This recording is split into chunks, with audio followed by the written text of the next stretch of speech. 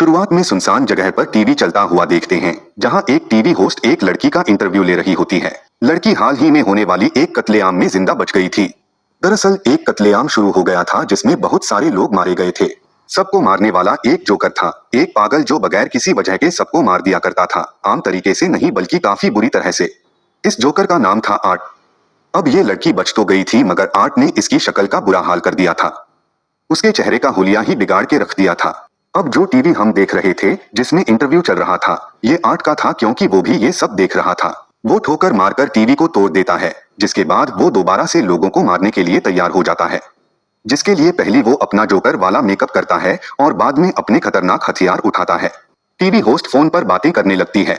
वो बता रही थी कि जो लड़की आज आई थी वो बहुत ही बदसूरत थी, उसका ये कहना ही था, तभी उसे इतने पीछे हलचल होती हुई महसूस होती है। वो चेक करने जाती है लेकिन वहां पर कोई नहीं था। तभी अचानक से वो इंटरव्यू वाली लड़की आती है और उस होस्ट की आंखों में उंगलियां घुसाकर उसकी आंखें फोड़ देती है और उसे जान से मार डालती है। उसने ऐसा इसलिए किया था क्योंकि उस जोकर यानी आर्ट ने जब से उस पर हमला किया था तो तब से वो बिल्कुल पागल हो गई थी। अब हम दो लड़कियों को देखते हैं जो एक दूसरे के काफी अच्छी दोस्त थीं। इनमें से एक लड़की का नाम तारा होता है। ये एक पार्टी से वापस लौट रही होती है और वो पार्टी थी हेलोवीन पार्टी। तो जाहिर है आज रात है हेलोवीन की रात, एक ऐसा त्योहार जिसमें सब अलग अलग तरह के कपड़े और मास्क लगा के फिरते हैं और आर्ट भी इस तरह ही निकलता है एक के बाद एक शिकार करने के लिए। आर्ट इन लड़कियों के पास से ही गुजर रहा था। उसकी नजर इन दोनों पर पड़ जाती है। उसे देख तारा की दोस्त हंसी मजाक करने लगती हैं, मगर अगले ही पल वो गायब हो जाता है। वो नीज की दुकान पर आती है जहां आर्ट भी इनके पीछे पीछे आ जाता है। अंदर आते ही वो तारा को घूरने लगता है। ये चीज तारा को काफी अजीब लगती है मगर उसके दोस्तों जाकर आर्ट के साथ तस्वीरें बनाने लगती है। अभी ये चीज भी तारा को बिल्कुल पसंद नहीं आती। वो मशीन से अंगूठी निकालकर तारा को पहना देता है। इसे तारा को तो बहुत गुस्सा आता है लेकिन उसके दोस्त को तो ये चीज भी काफी अच्छी लगती है। वो बाद में वॉशरूम जाकर उल्टी सीधी हरकतें करने लगता है, जिससे तंग आकर दुकान का मालिक इसे यहाँ से निकाल देता है। कुछ देर बाद वो दोनों भी वहां से निकलकर अपने घर जाने लगी, मगर देखती है कि गाड़ी का टायर तो पंचर है। अब तारा फौरन अपनी बहन, जिसका नाम विक्टोरिया था, उसे कॉल करके यहाँ बुला लेती है। मदद के लिए भी वो अपने दोस्त को कहती है कि मुझे वो जोकर कुछ ठीक नहीं लग रहा था, क्या पता उसी ने पंचर किया हो, क्योंकि उसने हमारी गाड़ी देख ली थी। उधर आर्ट दुकान के मालिक को काफी बुरी तरह मारता है। उसके चेहरे पर उसने आग लगा दी होती है, जिसकी बाद वो दूसरी वर्कर को भी पकड़कर उस पर भी हमला कर देता है। उधर तारा को वॉशरूम जाना था मगर यहाँ आसपास कोई वॉशरूम नहीं था। तो उसकी नजर सामने एक बिल्डिंग पर पड़ती है जहां एक गार्ड रहता है। वो उसके पास जाकर वॉशरूम इस्तेमाल करने की इजाजत मांगती है मगर वो इनकार कर देता है। तारा के थोड़ा और कहने पर वो मान जाता है और उसे जेन देता है। वो यूज वॉशरूम के पास छोड़कर चला जाता है।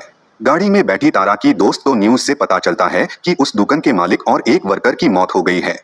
उन्हें मारने वाला एक जोकर जैसा दिखने वाला आदमी है जिसने अपने हाथ में एक बैग भी पकड़ा हुआ था। अब ये जानकर वो समझ आती है कि ये काम उसी जोकर आर्ट का है। तभी गाड़ी में तारा आकर बैठ जाती है और वो जो ही सब के बारे में उसे बताने के लिए तारा की तरफ देखती है तो पता चलता है कि वो तारा नहीं बल्कि आर्ट है। तारा जब गाड़ी की तरह वापस आ रही थी तो उसे एक बच्चे की रोने की आवाज आती है। वो चेक करने जाती है मगर वहां कोई भी नहीं था। तभी अचानक से पीछे एक औरत आ जाती है, जिसे अचानक देखकर तारा घबरा जाती है और उसने अपने हाथ में एक गुड़िया पकड़ी हुई थी जिसे वह अपनी बेटी कह रही थी। दरअसल ये पागल थी। अब वो आगे बढ़ती है तो एक बार फिर उसका सामना होता है आर्ट से, जिसके हाथों पर खून लगा हुआ था और वो एकदम शांत खड़ा था। मगर फिर अगले ही पल वो तारा को डरा देता है तो वो यहाँ से भाग जाती है। भागते भागते वे गाड़ी के पीछे आकर छुप जाती है और वो भी उसे ढूंढने के लिए यहाँ आता है। मगर जब वो नहीं मिलती तो वो चला जाता है। तारा को लगता है कि अब सब ठीक है तो वो यहाँ से निकलने लगती है, मगर तभी पीछे से आर्ट उस पर हमला कर देता है और आर्ट उसका गला घोंटकर उसे मारने ही वाला था कि मगर तभी तारा के हाथ में एक नोकदार चीज लग जाती है जिससे वो आर्ट पर हमला करके यहाँ से भाग जाती है। यहाँ का दरवाजा बंद था जिसे वो नहीं खोल पाती, इसलिए वो इधर ही चुप जाती है। तभी यहाँ आर्ट आता है तो वो कोई चीज फेंक कर उसका ध्यान भटकाती है और यूज दूसरी तरफ भेज देती है और वो दोबारा से बाहर निकलने की कोशिश करती है तो देखती है कि आर्ट ने तो यहाँ का मेन दरवाजा भी बंद कर दिया है। वो सीढ़ियों के जरिए ऊपर आती है तो सामने एक जगह पर वो गार्ड को खड़ा हुआ पाती है। वो उसे काफी आवाजें लगाती है मगर वो नहीं सुनता क्योंकि उस वक्त वो गाने सुनने में मगन होता है। अब उसकी आवाज सुनकर आर्ट वहां आ जाता है और उसे पकड़कर गले में इंजेक्शन लगाकर बेहोश कर देता है। अगले सीन में जब तारा को होश आती है तो वह खुद को एक कुर्सी पर बंधा हुआ पाती है। उसके मुंह पर भी चोट लगी हुई थी पास में 8 बैठा होता है और जब वो देखता है कि तारा को होश आ गया है तो उसे अपने हथियारों से डराने लगता है। फिर वो सामने का पर्दा हटाता है जहां उसने तारा की दोस्त को उल्टा लटकाया हुआ था, क्योंकि गाड़ी में जब वो उसके साथ आकर बैठा था तो उसने तभी उसे पकड़ लिया था। वो यहाँ बेरहमी की सारी हदें की पार कर देता है। अपने दोस्त का इतना बुरा हाल देखकर तारा की तबीयत भी खराब होने लगती है, मगर वह हिम्मत करती है और काफी कोशिश करने की बाद खुद को छुड़वा लेती है। वो उसी के हथियार से 8 पर हमला करके भाग जाती है। 8 भी उसके पीछे पीछे जाकर ढूंढने लगता है, मगर वो पीछे से आकर एक बार फिर उस पर हमला कर देती है। वो उसे काफी देर तक मारती रहती है। अब जब गेंद उल्टी पड़ रही थी यानी तारा उस पर भारी पड़ रही थी तो वो यहाँ गुण का इस्तेमाल करता है और वो गोली पहले उसके पाँव पर मारता है और बाद में उसके चेहरे पर, जिसे वो काफी जख्मी और अधमरी हो गई थी। गोलियां खत्म हो गई थी, इसलिए जब वो गोली लेने जाता है तो यहाँ उसको तारा का मोबाइल मिलता है जिस पर तारा की बहन विक्टोरिया का मैसेज आया होता है कि मैं बिल्डिंग की बाहर आ गई हूँ। तब 8 तारा बन के मैसेज करता है और पीछे के दरवाजे से अंदर आने को कहता है। ऐसा करने के बाद वो तारा की दोस्त के साथ तस्वीर बनाता है। अब वो जाता है तारा के पास और उस पर भी अंधाधुंध गोलियां चलाकर उसे मार डालता है। वो पागल औरत भी यहीं खड़ी हुई थी और उसे ऐसा करता हुआ देख रही थी। ये सब देखकर वो जाती है गार्ड के पास और उसे सारी सूरत-ए-हाल समझाने की कोशिश करती है, मगर वो उसकी बातों का यकीन नहीं करता। वो नीचे जाकर किसी को फोन करने लगता है, मगर तभी यहाँ 8 आकर हथौड़े से उस पर हमला कर देता है। पागल औरत देखती है कि उसका बच्चा जो गुड़िया थी वो गायब है, मगर अगले ही पल उसी 8 दिखता है जिसके हाथ में वो अपने बच्चे को देखती है। वो उसके पास जाकर पूछती है, क्या तुम्हें जरा भी इंसानियत नहीं है, जरा भी ममता नहीं है, तुम्हें बच्चों पर भी नहीं दया नहीं आती। वो 8 को अपने सीने से लगा लेती है जैसे वो कोई बच्चा हो और वो भी बिल्कुल ऐसी एक्टिंग करता है जैसी वो सचमुच का बच्चा ही हो। हाँ, विक्टोरिया भी अंदर आ गई थी और वो तारा को फोन करती है तो बेल की आवाज जब अंदर से आती है तो वहां चेक करने जाती है। अंदर आकर तो उसके होश उड़ जाती है क्योंकि वहां वो तारा की दोस्त की कटी हुई लाश देखती है। तभी उसे एक लड़की की आवाज सुनाई देती है। विक्टोरिया समझती है ये तारा है, इसीलिए वो चेक करने जब नीचे जाती है तो वहां एक औरत को जमीन पर देखती है जो कि काफी जख्मी थी। वो तारा समझकर उसके पास जाती है, मगर तभी उसकी नजर वहां पड़ी उस पागल औरत पर जाती है। वो भी काफी जख्मी थी क्योंकि 8 ने उसके सीने और सर को काट के बुरा हाल कर दिया था। उसकी हालत बस मरने ही वाली थी।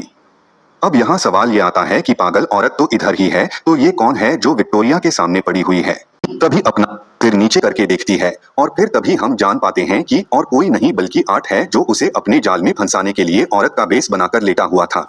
वो उस पर भी हमला कर देता है, मगर विक्टोरिया जैसी तैसी करके अपनी जान बचाकर यहाँ से निकल जाती है। वो ऊपर जाकर एक अलमारी में छुप जाती है। तभी यहाँ 8 भी आ जाता है, जो ये जान चुका था कि वो अलमारी में छुपी है, मगर इससे पहले वो विक्टोरिया के साथ कुछ करता उसे गार्ड की आवाज आती है, जिसे चेक करने के लिए वो यहाँ से निकल जाता है। जब दरवाजा खोलकर वो गार्ड अंदर आ जाता है, वहां उसे खून के निशान दिखते हैं, मगर इससे पहले वो कुछ समझ पाता 8 सीजर से उसके सिर पर वार कर देता है।